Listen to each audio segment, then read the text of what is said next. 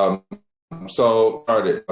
Welcome to Multifamily Mondays, August 16th, 2021. And we just wanted to do a quick update on the markets and what we're seeing here in multifamily world. Drew, why don't you start us off and let us know what are you seeing as far as the capital markets?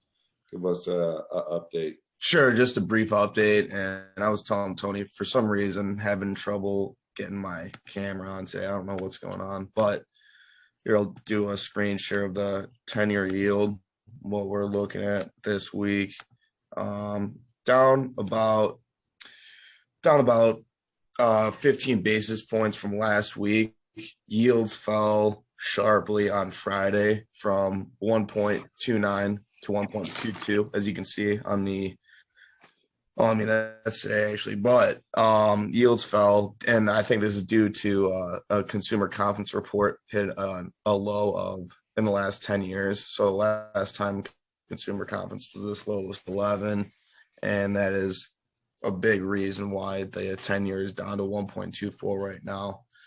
That's all I have for today. Thank you, Tony. Is that a live chart? Like, or is that a screenshot? Yeah, it's a live chart. Look, can you pull it back up? Let me check. I got a quick question about the chart. Sure.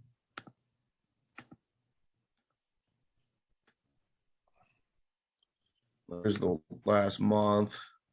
Yeah, I wanted to see what happened if you hit the 1 year and the 5 year, so we can kind of see in perspective where things are. Okay, so this is the still 1 year very low, but we were near zero at one point.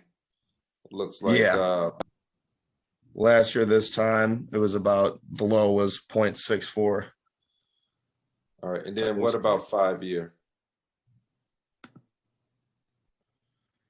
5 year low looks like 0.55. Yeah. Okay. That same time between July and August of last year.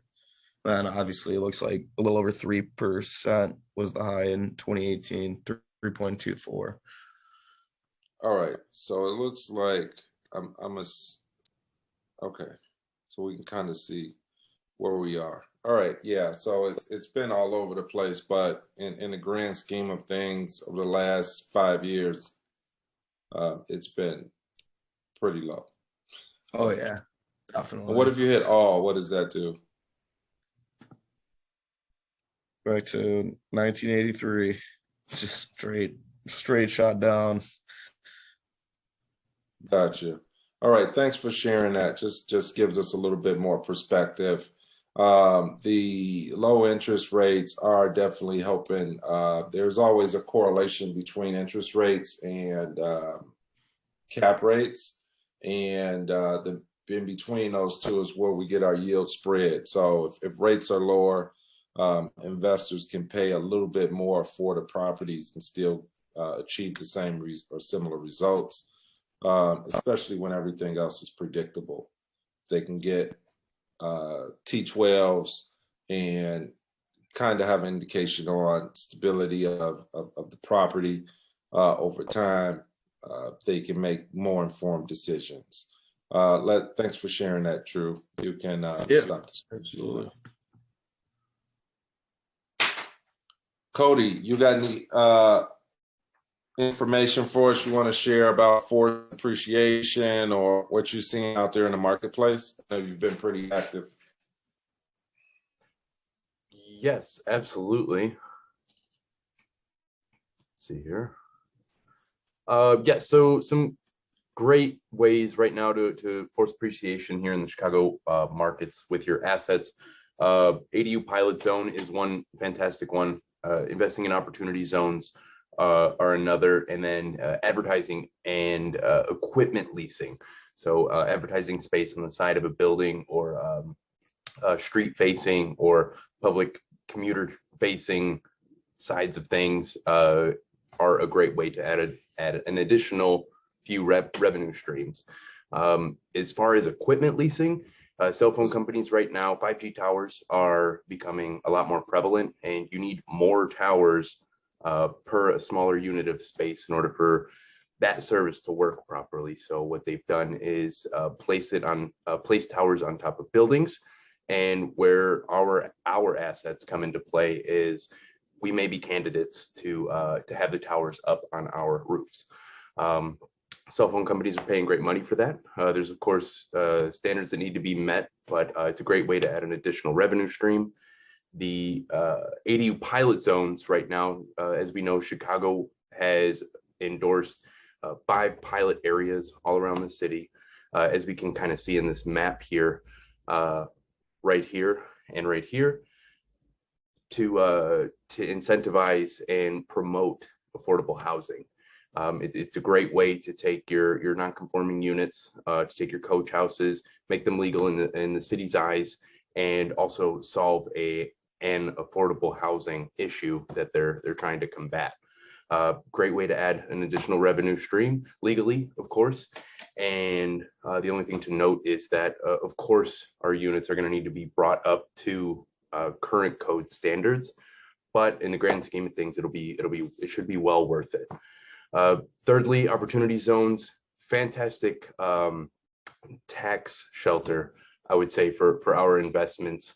It's a great way to give back to the community while also investing yourself and achieving a great return with the boost of a tax shelter for those projects.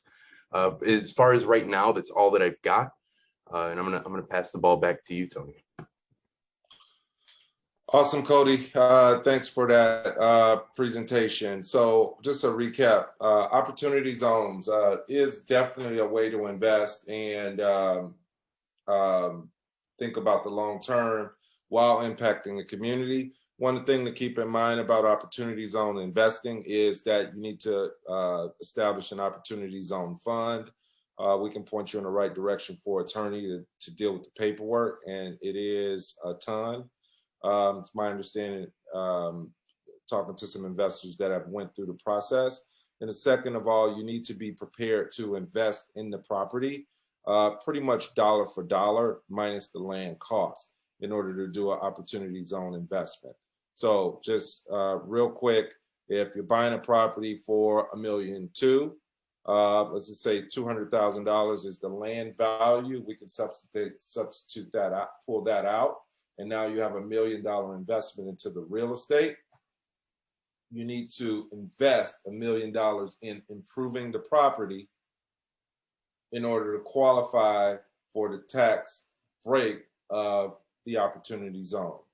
One really easier way to do that, sometimes you don't have $1 million dollar for dollar to input into apartments, but if it is a mixed use property and you build out a restaurant build out typically is north of $200,000. So you're probably 25% there. Do some other infrastructure improvements, some cosmetic improvements to the units, and you should meet your requirement. But we do have more information on those to go into if you're looking for some more information about that. Had a conversation with an investor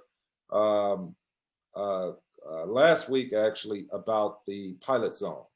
And he was going through the pilot zone application and was a little bit discouraged because he wanted to do 2 units, one additional basement unit and 1 unit above the garage, kind of a coach house unit. And what happened is he got discouraged because he's reading the application. It said that 50%, if you do 2 units, one of those units needs to be affordable,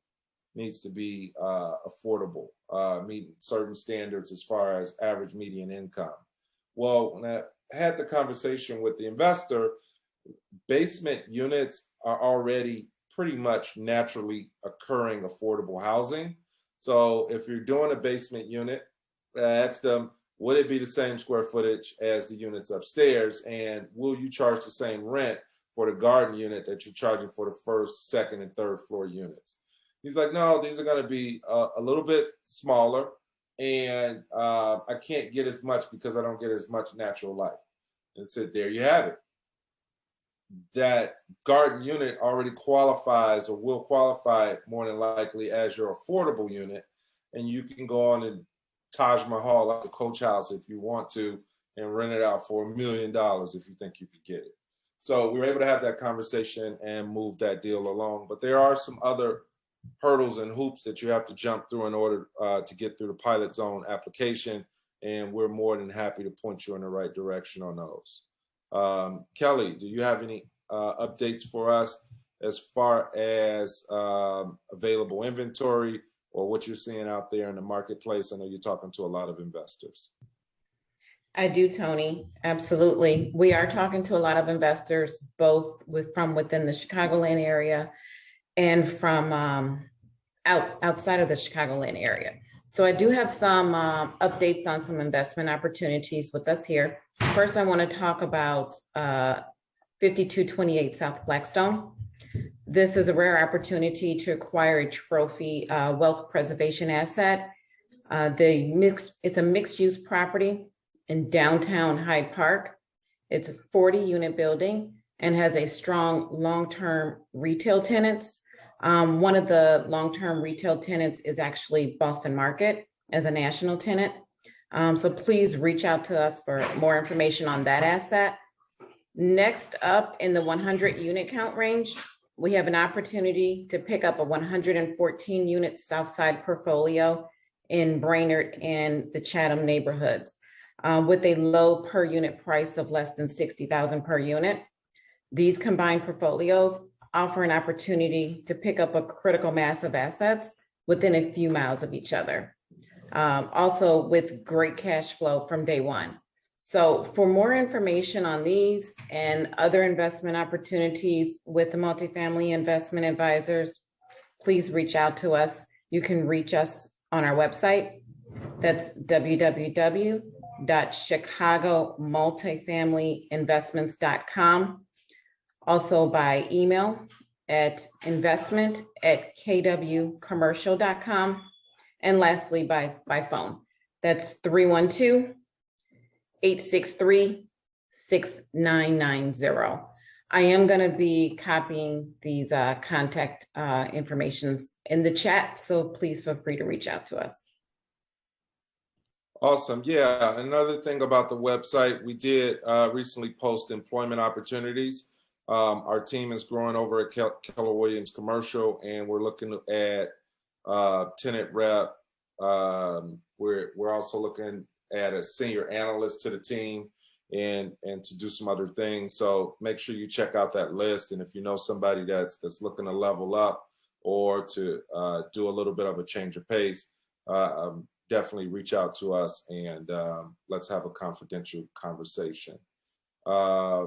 Vince, did you have anything to add to the conversation? Yes, Tony, I was just going to chime in regarding what we're seeing as far as investors trying to get into the Chicago market. Chicago was mentioned in Chicago Agent Magazine as one of the top 10 cities weathering the storm during the pandemic, actually mentioned as among the top 10 best performing cities in the report. Throughout the 18 months that have stretched the pandemic, there's been a predicted annualized growth in gross income of negative 1.3% in Chicago. We don't like to see the negative, but the national average is between negative 3.3% and negative 4.2%. Also seeing a vacancy rate of 6.1% on average during that period of time. The national average was around 9%. And we probably would attribute kind of the weathering of the storm during those months and in the recovery we're recently seeing to just the strong rental market in Chicago in general, with, again, over 50% of the population being renters, and those renters spending on average less than 20% of their income on the rent. A lot of room for growth here, and it's no wonder that during this period of time, even our team individually has seen a lot of investors from the coast, New York, California, Nevada, Florida, trying to get into these properties and these opportunities that we have available Even the most recent properties that we put under contract, we kind of have that waiting list at bay, ready to go for the next opportunity that's similar to the last.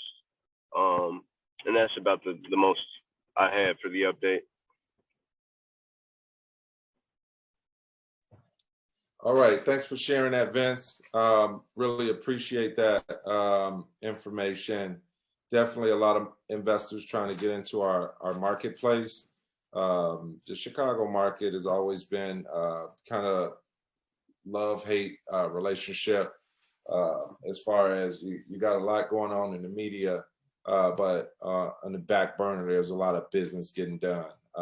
Very strong market, tend to be one of the most resilient markets, and you can see that over time through different periods. I think we're going through a period of time right now similar to like an industrial revolution type period where things are just changing, right? Businesses are going more toward computers and robots to do business for them.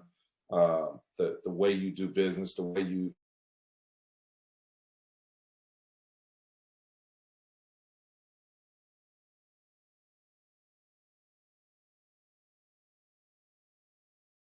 ways to do things and really leveraging the technology. But thanks for tuning in with us. We really appreciate our viewers, and we also appreciate the comments we get afterwards. Thank you. If it's Monday and it's noon, the multifamily team at Keller Williams Commercial will be bringing you an update on investment opportunities and things we're seeing in the marketplace. Have a great week.